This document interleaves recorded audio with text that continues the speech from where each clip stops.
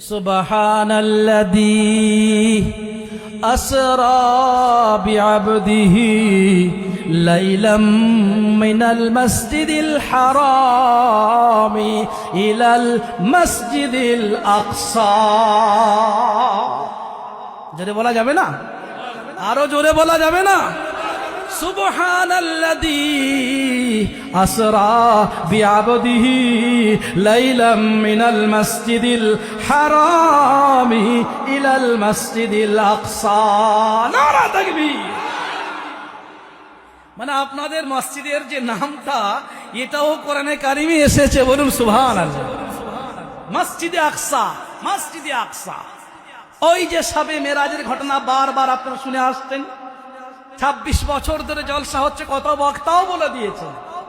আল্লাহ রাসূল যখন মেরাজে গিয়েছিলেন, ওই মেরাজটাকে কোরআনে কারিমের ভিতরে আল্লাহ তাআলা বর্ণনা করেছেন।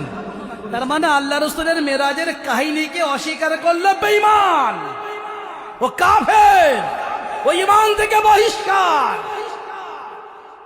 বিজ্ঞান প্রশ্ন করে বলে, কি ব্যাপার, ওযু করেছে আর যে দরজা থেকে বার হয়েছে ওই দরজা লাগলে একটু নড়াচড়া করেছে, সপ্তম আসমানে গিয়ে জান্নাত জাহান্নামকে পরিদর্শন করলো, আবার ফিরে এসে দেখছে এই মসজিদের কোনটি নড়ছে।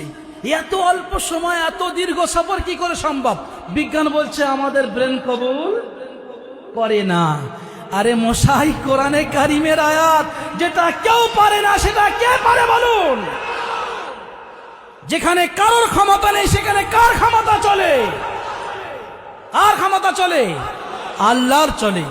তুমি মানবে কি না মানবে এটা বড় কথা নয়, এটা আমাদের বিশ্বাস, এটা আমাদের ঈমান, এটা আমাদের আকীদা যে সাইয়্যিদুল মুরসালিন তিনি চলে গিয়েছেন আল্লাহর সাক্ষাতে। একে বলা হয় মেরাজ। তো মসজিদে হারাম মানে কাবা শরীফ। ও ভাই, আলোচনা আমাদের খারাপ লাগছে, চলবে তো ইনশাআল্লাহ? খুব বেশিক্ষণ টাইম নেবো না, ভালোবাসা দিতে পারবেন ইনশাআল্লাহ? আচ্ছা, আলহামদুলিল্লাহ, আল্লাহ সবাইকে কবুল করুন, আল্লাহুম্মা আমিন। মসজিদে হারাম মানে হলো কাবা শরীফ। ওখান থেকে আল্লাহ রাসূল সফর করেছিলেন মসজিদে আকসা, যেটা বর্তমান ফিলিস্তিনে আছে, বাইতুল মুকাদ্দাস বলে নাম। বোঝা গেল? কিছুদিন আগে ফিলিস্তিনের যন্ত্রণা আপনারা দেখেছেন। ইসরায়েল ওই ফিলিস্তিনকে মানে মসজিদে আকসাকে ধ্বংস করার প্ল্যান পরিকল্পনা করে নিয়েছে, যে মসজিদে আকসাকে সিনেমা হল করে দেব। দেখেননি ফেসবুকের মাধ্যমে নৃশংস হত্যা সেখানে চলেছে, হত্যাকাণ্ডের লীলা খেলা হয়েছে ওখানে। কোথায় মসজিদে আকসা?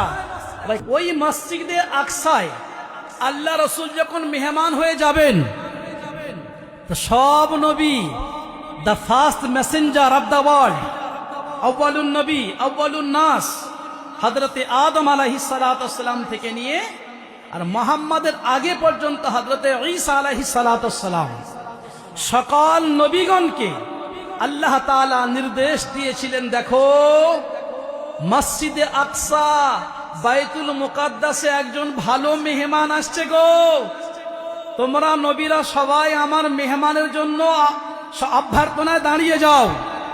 সুবহানাল্লাহ বলুন, সুবহানাল্লাহ বলুন। ওই রাতে সমস্ত নবী বাইতুল মুকাদ্দাস মসজিদে আকসায় উপস্থিত ছিলেন। আর আমার আপনার নবী, নবী আখিরুজ জামা, খাতামুন নবিয়্যিন, সাইয়্যিদুল মুরসালিন, উনি গিয়েছেন। যাওয়ার পরে সব নবীরা দাঁড়িয়ে গেছেন, বলছেন নামাজ পড়তে হবে, নামাজ।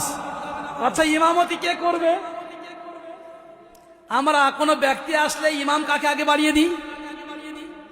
ওই 100-200 ওলামা যেই হোক না কেন, তার ভিতরে যে সব থেকে আলাম, এই আলাম বিল মাসাইল, কিরাত মাসাইল সম্পর্কে যিনি বেশি বোঝেন, আমরা কিন্তু সেই ব্যক্তিকে আগে বাড়িয়ে দিই, ঠিক না? সর্বোচ্চ যোগ্য যিনি মানুষ হন তাকে আগে বাড়িয়ে দিই। তো সবাই বললেন, দেখো নবী মুহাম্মদ সাল্লাল্লাহু আলাইহি সাল্লামকে আগে বাড়িয়ে দিন। কোথায় বাড়িয়ে দিন? আগে বাড়িয়ে দিন। তো আমার আপনার নবী প্রফেট মুহাম্মদ সাল্লাল্লাহু আলাইহি ওয়াসাল্লাম সেদিন বাইতুল মুকাদ্দাস মসজিদে আকসাতে সমস্ত নবীর ইমাম হয়ে নামাজ পড়িয়েছিলেন। নামাজ পড়িয়েছিলেন। যিনি নামাজ পড়ান তার নাম কি হয়? কথা বলুন। নবীর লকাব ছিল উপাধি রসুল, নবীর উপাধি হলো নবী, নবীর উপাধি হলো মুজাম্মিল, নবীর উপাধি হলো মুদ্দাসসির। কিন্তু আমার আপনার নবী যখন ওখান নামাজ পড়িয়েছিলেন, সেদিন থেকে আমার নবীর একটা উপাধি বেড়ে হয়েছিল ইমামুল মুরসালিন।